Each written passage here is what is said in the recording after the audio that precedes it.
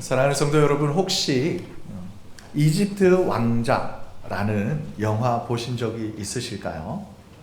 물론 애니메이션으로 이렇게 만화 영화여서 어른들이 그런 거 보나 이런 생각 하실 수도 있습니다만은 1998년에 처음 개봉되어진 이 애니메이션 이집트의 왕자, 우리 사진 한번 보여주실까요? 이 영화 덕분에 교회를 다니는 사람들은 물론이거니와 교회를 다니지 않는 사람들도, 일반인들에게도 이 요셉이라는 사람이 널리 알려지게 되었습니다. 그렇다면 여러분, 여러분이 생각하시는 요셉은 어떤 인물입니까? 그리고 또 혹시 여러분들이 기억하시는 요셉 인생 이야기들 가운데 가장 인상 깊은 장면은 어떤 장면이 있을까요? 아마도 요셉의 별명 꿈의 사람이라고 불릴 만큼 요셉의 이야기, 요셉의 인생 이야기 가운데 가장 중요한 순간마다 그의 꿈의 이야기가 등장하다 보니까 요셉이 어렸을 때 꾸었던 별과 달의 꿈이나 아니면 그리고 곡식단에 관한 그 꿈의 이야기가 여러분들 요셉을 생각하시면 가장 먼저 떠오르실 수도 있을 테고요. 그가 이집트의 총리가, 애굽의 총리가 되기 전에 바로의 그 신하들의 그 운명을 이렇게 결정지었던 포도주에 관한 꿈, 빵에 관한 그 꿈 해몽에 관한 이야기가 여러분들에게는 인상 깊게 남아 있을 수도 있고, 또 이 애굽의 총리로 부르심을 받는 그 결정적인 계기가 되었던 그 바로의 꿈, 풍년에 관한 꿈, 그리고 흉년에 관한 그 꿈의 이야기를 여러분들께서는 요셉하면 아마 그게 제일 떠오르지라고 생각할 수도 있겠습니다. 요셉은 잘 아시는 것처럼 그의 아버지 야곱의 네 아내 중에서 가장 사랑받았던, 가장 사랑했던 아내 라헬의 첫째 아들이었습니다. 그러다 보니까 그의 어린 시절부터 그의 아버지 야곱이 이 요셉을 아주 사랑했어요. 사랑하는데 편애했습니다.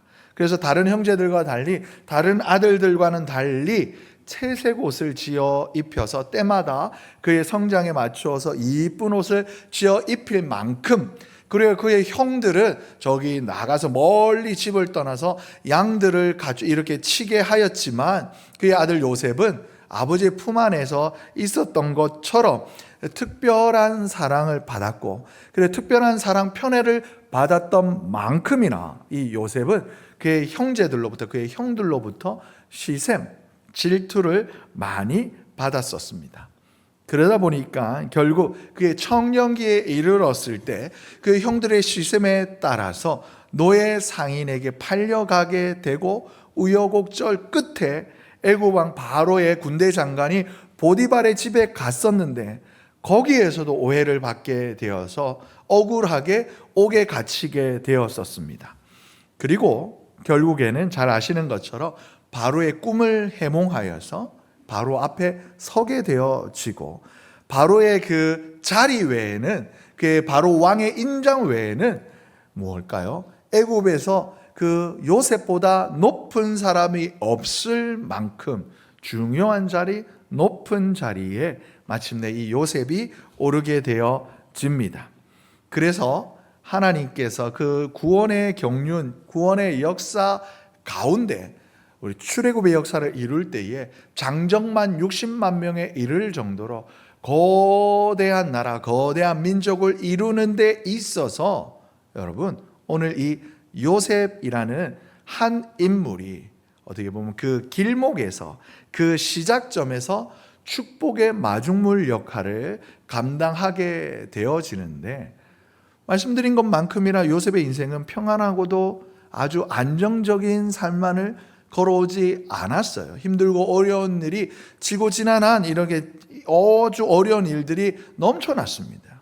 그런데 어떻게 그 요셉은 자신에게 주어진 삶을 받아들였고 해석하였으며 어떻게 걸어왔는지를 오늘 본문의 짧은 말씀을 통하여서 우리가 함께 생각해보고, 우리 저와 여러분도 우리 선함교회의 성도님들과 우리 선함교회가 어떻게 하나님 앞에서 나의 삶을, 우리 교회가 어떤 모습을 갖추어야 될지 함께 생각해 보기를 원합니다. 오늘 본문을 통해서 우리가 함께 생각해 볼 첫 번째 단어는 우리 하나님의 은혜로운 예정입니다. 우리 한번 따라해 보실까요? 은혜로운 예정. 여러분, 말씀드린 것처럼 요셉의 삶이 은혜의 은혜, 평안의 평안, 아주 뭐랄까요? 여호와 샬롬을 노래할 만큼 그런 안정적이고도 평화로운 삶의 연속이었습니까? 아니요. 감히 그렇게 말하기는 조금 어려워요. 그런데 오늘 본문을 보게 되어지면 이렇게 힘들고 어려웠던 감옥에 감옥을 가던 메마른 구렁텅이 구덩이에서 감옥, 노예로, 그리고 노예에서 감옥으로 가던 그의 삶이 극적인 반전이 이루어지게 되었는데, 그 중에서도 그의 인생이 마치 이렇게 이제는 상승 곡선을 그리다 못해 마지막 정점을 이루게 되어지는 장면이 바로 오늘 이 장면이에요. 왜냐?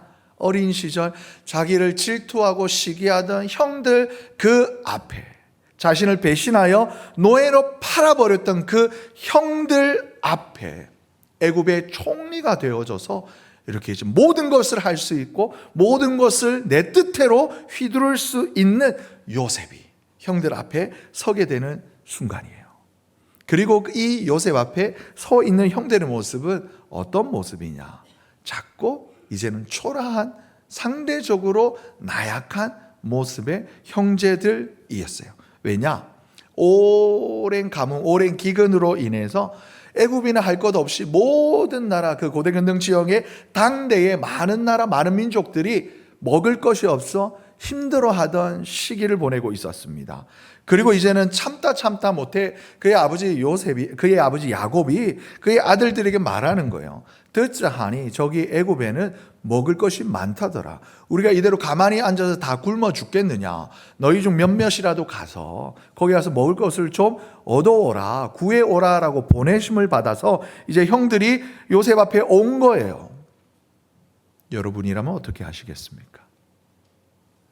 여러분 만약 여러분들이 요셉이었다면 어떻게 하셨을까요? 지금까지 형들에 의해서 받았던 서러움, 그리고 형들에 의해서 노예상으로 팔려갔을 때 그때의 비참하고 무서웠던 기억들, 그리고 감옥에 갇혔을 때조차 형들만 아니었으면 내가 이런 일을 안 당했을 텐데 얼마나 많은 원망을 했겠습니까? 근데 드디어 역시 우리 하나님 공의와 정의의 하나님이야. 내가 드디어 나의 복수를 할 때가 왔도다. 절호의 기회였어요. 아주 좋은 찬스였습니다. 근데 요셉이 어떻게 해요? 형제들에게 이렇게 말합니다. 오늘 5절의 말씀이에요. 당신들이 나를 이곳에 팔았다고 해서 근심하지 마세요. 한탄하지 마세요. 누가? 하나님이 생명을 구원하시려고 나를 당신들보다, 누가? 하나님이 나를 보내셨습니다. 야곱의 고백의 이 요셉의 고백의 첫 번째 시작과 끝에 무엇이냐면 하나님께서 하셨습니다라는 고백이 있었어요. 요셉은 자신의 지난 힘들고 어려웠던 자신의 삶을 처음에는 안 그랬겠죠. 처음에는 원망했을지 모릅니다. 그런데 점점 시간이 가면 날이 갈수록 자신의 삶을 형제를 향한 질투, 그 시기 속에 내가 잃어버린 인생이었다, 내가 이것을 잃어버린 나의 지난 30년이었다, 그렇게 자신의 인생을 바라보지 않았어요. 우리 자신의 삶을, 자신의 인생 걸음을 바라보는데 어떻게 보았냐? 형들이 아니라 하나님께서 나를 먼저 이곳에 보내셨다. 하나님의 은혜로운 예정이었다. 이것이 요셉의 고백 가운데 있었습니다. 여러분 혹시 로마서 8장 28절 말씀 아실까요? 한번 보시겠습니다. 우리가 알거니와 하나님을 사랑하는 자, 곧 그의 뜻대로 부르심을 입은 자들에게는 모든 것이 합력하여 선을 이루느니라. 아멘. 여러분 여기에 여러분들 생각하실 때 나는 어디에 있습니까? 하나님을 사랑하는 자, 그가 난데, 우리 한 말씀 다시 한번 보여주실까요? 하나님을 사랑하는 자, 하나님의 뜻대로 부르심을 입은 자, 그게 바로 난데, 난데 여러분, 저와 여러분을 향하신 우리 하나님의 뜻이 어떻다고요? 모든 것이 합력하여 선을 이루는. 여러분, 여호와 아도나이라고 불리는 테트라그람마톤, 하나님의 신성 4문자에는요 어떤 의미가 담겨 있냐면 시간과 공간을 초월하시는 분, 이런 의미가 담겨져 있어요. 그리고 이 이름에는 어떤 뜻이 또 함께 담겨져 있냐라면 하나님이 사랑하시는 이를 위하여, 하나님이 그 뜻대로 부르신 저와 여러분을 위하여 시간과 공간을 초월하시는 하나님이, 이때도 창세기 45장에도 역사하셨던 하나님이 지금 이 순간 저와 여러분을 위하여 하나님이 하실 수 있는 모든, 가용할 수 있는 모든 자원을 총동원을 하여 저와 여러분의 삶을 바로 창세기 1장처럼 하나님 보시기에 좋았더라. 굿. 하나님 보시기에 좋았더라. 그 굿을, 선을 이루기 위하여 하나님이 오늘도 지금도 힘쓰고 애쓰고 역사하신다 라는 거예요. 여러분, 우리가 살아가다 보면 우리가 원하지 않는 어려움과 고통 겪습니다. 때로는 많이 겪어요. 적게 겪는 것이 아니라 많이 겪어요. 때로는 인간관계에서 배신을 당하기도 하고, 직장에서 일터에서 뜻하지 않은 실패를 경험하기도 하고, 때로는 심지어 가족 안에서조차 서로 상처를 주고 받기도 합니다. 그럴 때 우리는 쉽게 하나님 앞에, 하나님 이 일이 왜 나에게 일어나야 했냐라고 우리 하나님 앞에 원망하고 불평할 수도 있어요. 그런데 오늘 요셉은 나에게 다가왔던 이 모든 상황 속에서 그럼에도 불구하고 내 삶을 붙드시고 인도하시는 하나님의 손길을 발견했던 거예요. 하나님의 인도하심을 요셉은 찾았던 거예요. 발견했던 거예요. 느꼈던 거예요. 그러다 보니까 그 지나왔던 모든 순간을, 그 순간을 버티고 인내하고 견뎌왔을 뿐만이 아니라 지금 이 순간 내 원수와도 같은 형들 앞에서 고백하는 거예요. 당신들이 한 게 아닙니다. 하나님이 하신 것입니다. 요셉은 내 인생에 다가오는 고난을 향한 시각이 남달랐어요. 하나님이 왜 나에게 이런 일을 주실까가 아니라 하나님이 이 일을 통해 나에게 무엇을 원하시는 것일까? 의심과 의문이 아니라 기도와 간구로 말미암아 나를 향하신 하나님의 그 뜻을 발견했던 요셉이었기에 이 모든 것이 하나님이 하셨습니다라는 고백을 드릴 수 있었습니다. 사랑하는 우리 선함의 권속 여러분, 우리가 이 땅에서 살아가는 동안 마치 요셉처럼, 아니면 나는 요셉보다 더한 것 같은 그런 힘들고 어려운 일이 지금 나에게 다가올 수 있습니다. 그리할 때 어떻게 해야 할까요? 오늘 본문이 저와 여러분에게 권면하시는 것은 그 순간 그 자리에서 하나님을 원망하며 불평하며, 루세 아내는, 욥의 아내는 그랬잖아요. 차라리 하나님 원망하고 죽어. 아니요. 우리 믿음의 사람은 어떻게 하냐? 그 자리에서 하나님의 뜻을 발견하는 것입니다. 사랑하는 우리 선함의 권속들 모두가 다 지금 나에게 이어지는 이 모든 일들 가운데 지금 내가 서 있는 이 자리에서 나를 통해 하나님의 뜻을 이루어 가실 하나님의 그 선하신 손길을 기도하고 기대하고 마침내 발견하시는 아름다운 삶을 살아가시기를 예수님의 이름으로 축복합니다. 그리고 오늘 본문이 저와 여러분에게 들려주시는 두 번째 교훈이자, 그렇게 하나님께서 요셉을 먼저 애굽 땅으로 보내신 그 이유가 무엇이었던 건가? 우리 한번 따라해 보실까요? 생명의 구원. 생명의 구원. 이 생명의 구원과 보존, 하나님의 보호하심을 위하여서 요셉은 하나님이 나를 이곳에 먼저 보내셨다라는 확실한 사명의식을 갖고 있었습니다. 오늘 함께 읽었던 5절의 말씀과 뿐만 아니라 우리 7절의 말씀을 보게 되어지면 계속해서 반복해서 요셉이 고백하는 것이 무엇입니까? 함께 읽습니다. 하나님이 이 큰 구원으로 당신들의 생명을 보존하고 당신들의 후손을 세상에 두시려고 나를 당신들보다 먼저 보내셨나니. 아멘. 요셉은 하나님이 나를 애굽으로 보내신 이유가 우리 나뿐만 아니라 우리의 가족 그리고 우리의 후손들의 생명을 보존하기 위함이다라고 확신했었어요. 그리고 그의 인생 여정 가운데 그가 지금 경험해왔던 일련의 사건들 가운데 요셉은 이 자기가 처음에 경험했던 이 믿음의 확신을 경험하게 되었었습니다. 그리고 이 일들로 인하여서 이 믿음의 확신이 흔들리지 않도록 오히려 더 확증, 보증을 받았었습니다. 어떻게 해요? 애굽의 바로 총리로 올려지게 되는 그 순간, 그리고 바로의 꿈을 듣게 되었던 그 순간, 그리고 그 꿈을 하나하나 차곡차곡 하나님의 섭리 안에서 이루어가고 준비되어지는 모든 과정 가운데, 그리고 마침내 형들이 내 앞에 오게 되어서 대면하게 되는 그 순간 요셉은 확신의 확증을 더하게 되었던 것입니다. 이는 마치 하나님께서 예수 그리스도를 이 땅에 보내신 목적과도 같아요. 여러분 요한복음 10장 10절에 보면 하나님께서 예수 그리스도를 이 땅에 보내신 그 이유에 대해서 또 이렇게 표현하여 말씀하고 있어요.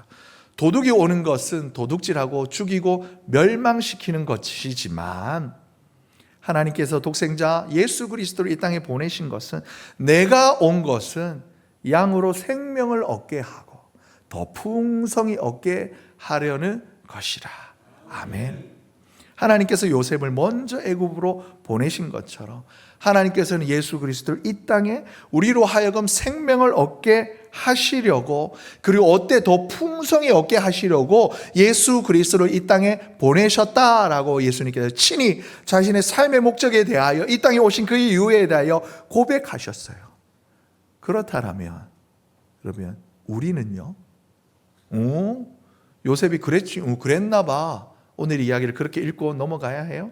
아니면 예수님 오셨구나. 어머 감사해. 여기까지여야 하나요? 그렇다면 오늘 이 하나님의 말씀은 저와 여러분에게 아무런 상관이 없는 말씀이 되고 말 텐데요.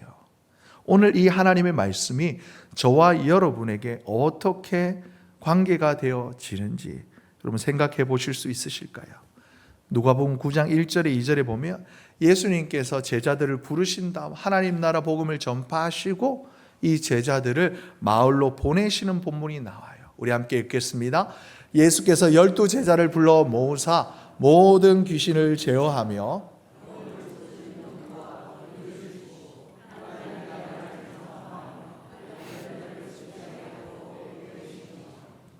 아멘. 하나님께서 요셉을 애굽으로 먼저 보내시면서까지 하나님께서 당신 안에 있는 하나님 안에 있는 유일하신 독생의 예수 그리스도를 이 땅에서 보내시는데 그 이유가 있으셨던 것처럼, 그리고 예수님께서 제자들을 불러 하나님 나라 복음을 전파하시고 각 마을로 보내신 것처럼 여러분 동일하게 지금 이 시간 하나님께서도 저와 여러분을 부르셨을 뿐만이 아니라 저와 여러분들을 향한, 저와 여러분들의 인생을 통하여 하나님께서 이루실 목적 또한 있다라는 것입니다. 무엇일까요? 요셉에게는 그의 가족들의 생명을 보존하여 그리고 하나님의 나라를 이룰 큰 민족을 이루기 위한 목적이 계셨다라면, 예수님께서 이 땅에 오신 목적은 양으로 하여금 생명을 얻기 위함이었다라면, 예수님께서 제자를 보내신 것은 그들로 어둠의 권세 가운데 여전히 이 땅까지 내가 죽어가고 있는지조차도 모르는 영적 나병에 걸려 있는 이 땅에 있는 불쌍한 영혼들을 향하여 회개하라, 천국이 가까워 왔느니라. 하나님께서 당신을 사랑하십니다. 하나님께서 당신에게 생명을 주십니다. 축복의 통로가 되길 원하셨던 것처럼 저와 여러분에게도 하나님 나라, 나를 보내신 이곳에서 우리 교회, 우리 가정, 우리 일터에서 하나님의 나라를, 영혼 구원하는 하나님의 일을 하시기를 위해 저와 여러분을 부르시고 그리고 또 보내신다라는 사실을 우리가 이 시간 마음속에 간직할 수 있어야 하겠습니다. 목사님, 내 인생이 병으로 인하여서 가진 것 없어서 여전히 힘들고 어렵고 눈물밖에 없는 내 인생이 어떻게 그럴 수가 있을까요? 말씀하시는 거예요. 형들에게 시기 질투를 받았고 노예상에게 팔려갔고 그리고 잘되나 싶다가도 억울한 일로 인하여서 감옥에 갔다. 이 요셉을 통하여서도 내가 나의 일을 이루었다. 내가 너를 지명하여 불렀나니 너는 내 것이라. 오늘도 나를 부르시는 그 주님의 음성을 아멘으로 응답하시는 복되고 복된 축복의 통로가 되는 저와 여러분 되시기를 예수님의 이름으로 축복합니다. 그리고 오늘의 말씀을 통해 우리가 생각해 볼 세 번째, 함께 해보실까요? 믿음의 성숙. 이 말씀은 우리 쭈물쭈물 하시네요. 우물우물 하시네요. 우리 황송숙 군사님 오셨나요? 압정교회에 있을 때도 제가 이렇게 잘한다라는 표현할 때 성숙이라는 말을 쓰게 되어지면 거기는 박성숙 권사님이 계셨거든요. 제가 이 설교하면 오른쪽 끄에 이렇게 계셔가지고 이렇게 보시면서 막 웃으셔요. 그래서 제가 성장 이런 말을 했는데 저희 교회도 황성숙 권사님이 계십니다. 부끄러워서 안 계시는, 손을 안 드시는데, 네, 우리 다시 한번 해봅니다. 믿음의 성숙. 하나님께서 우리를 때로는 힘든 곳에 어둠의 자리, 아니면 고난의 자리로 보내시는 그 이유, 하나님이 보내신 그 자리 예상치 않은, 예기치 않은 고난이 다가오기도 합니다만은 이를 통해 우리 하나님께서는 내 믿음의 성장, 성숙을 하나님께서는 이루신다라는 거예요. 우리는 오늘 본문에서 요셉의 인생에 어떻게 보면 결론을 보게 되어져요.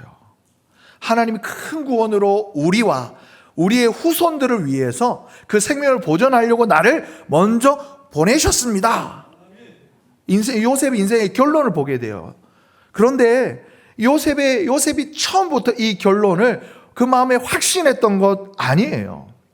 그가 내 인생을 위한 하나님의 그 원대한 꿈과 비전을 그가 어렸을 때부터 알았다라면, 그가 그 곡식단의 꿈을 꾸었을 때, 하늘의 별들과 그 광명체들의 꿈을 꾸었을 때, 맞아, 하나님께서는 나를 마침내 들어 우리 엄마 아빠뿐만이 아니라 우리 형들이 다 나에게 이렇게 절하게 하실 거야 라는 것을 깨달아 알았고, 그 꿈을 어렸을 때부터 차곡차곡 준비했다면, 어렸을 때부터 이미 그 믿음이 다 성장했더라면, 여러분, 요셉이 감옥 구덩이에, 형들에 의해서 구덩이에 탁 던져졌을 때 요셉이 어떻게 했을까요? 역시 믿음의 사람은 고난이 오긴 마련이야 이러면서 가세요 형들 이랬을 거예요.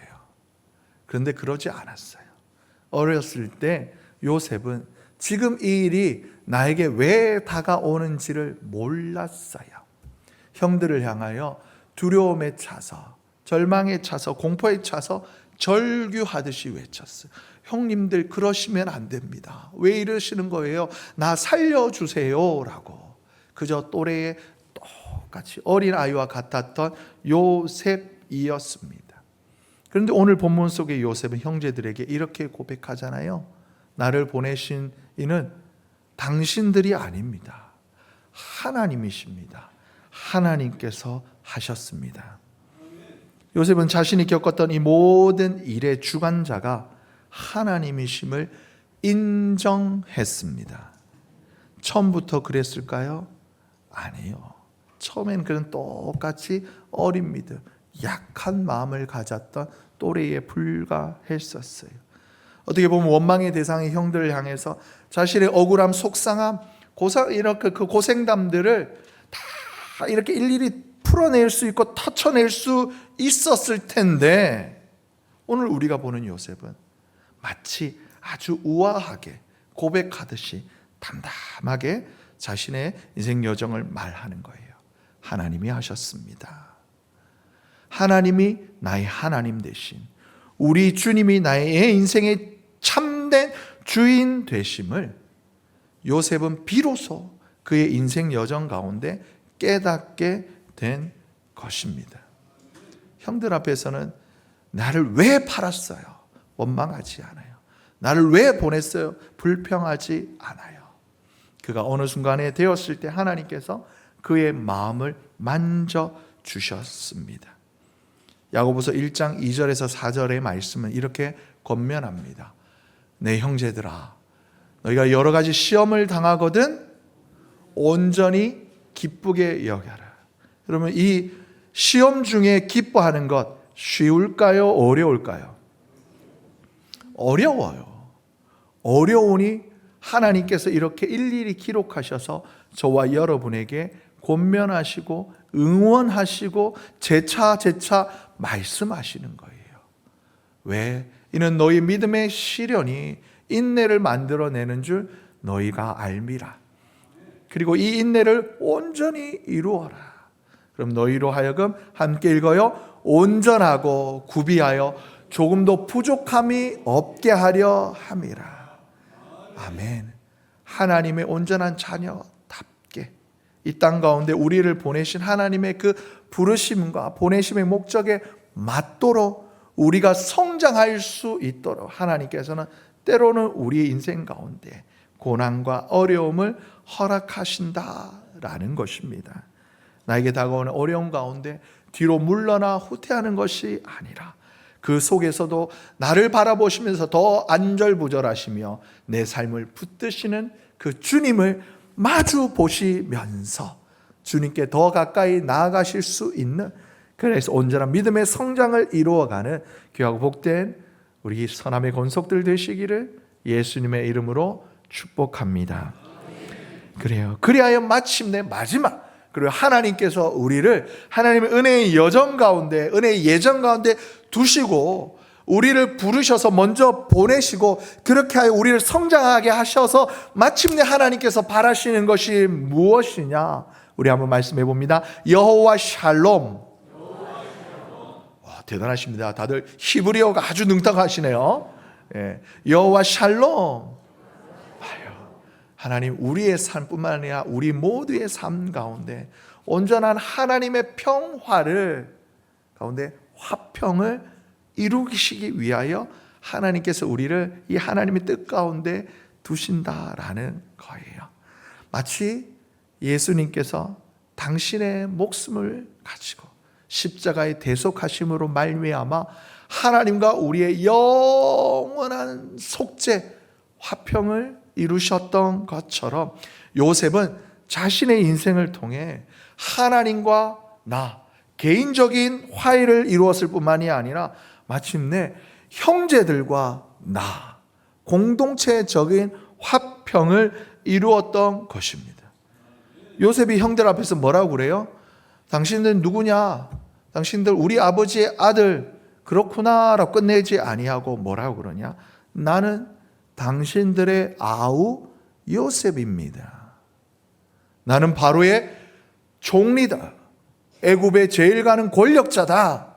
목에 힘주고 뻣뻣하게 자기가 가진 권력을 막 냉혹하게 휘두른 것이 아니라 오히려 더 겸손한 모습으로 나는 당신의 동생입니다.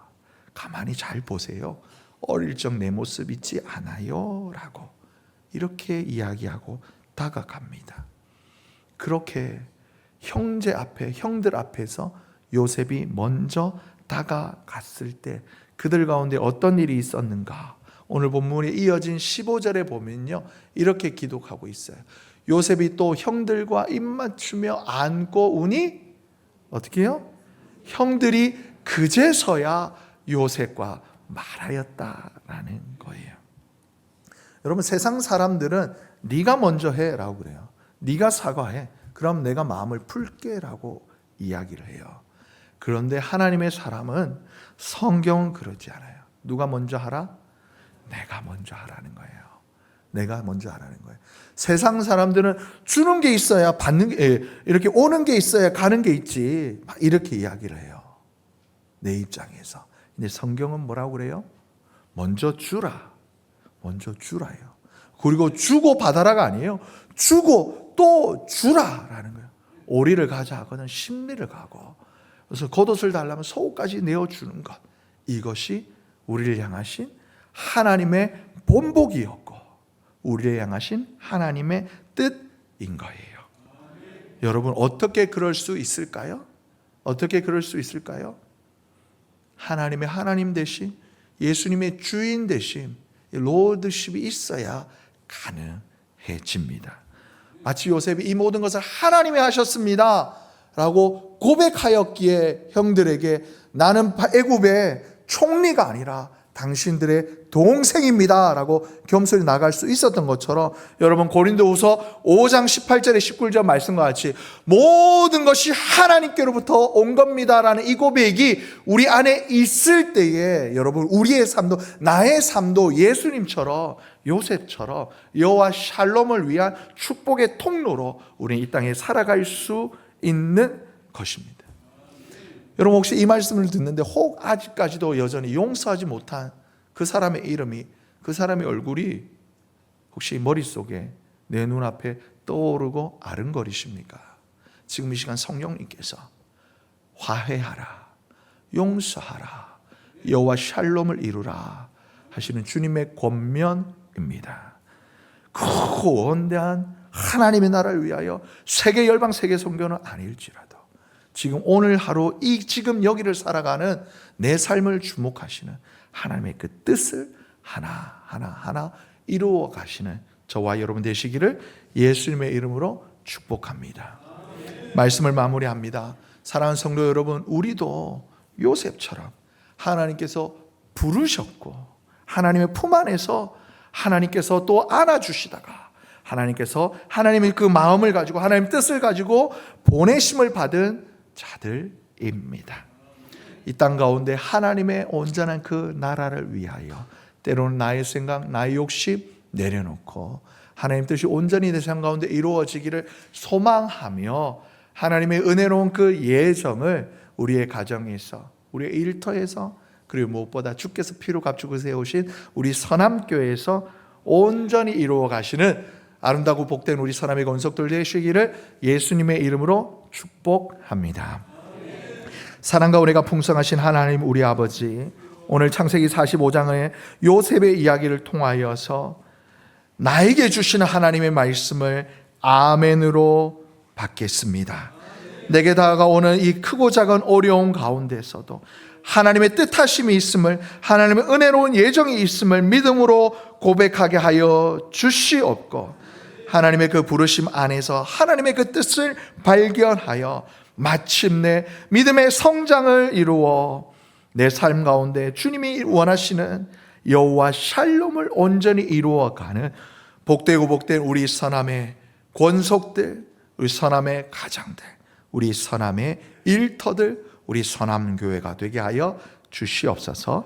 감사드리며 이 모든 말씀 예수님의 이름으로 기도드리옵나이다. 아멘.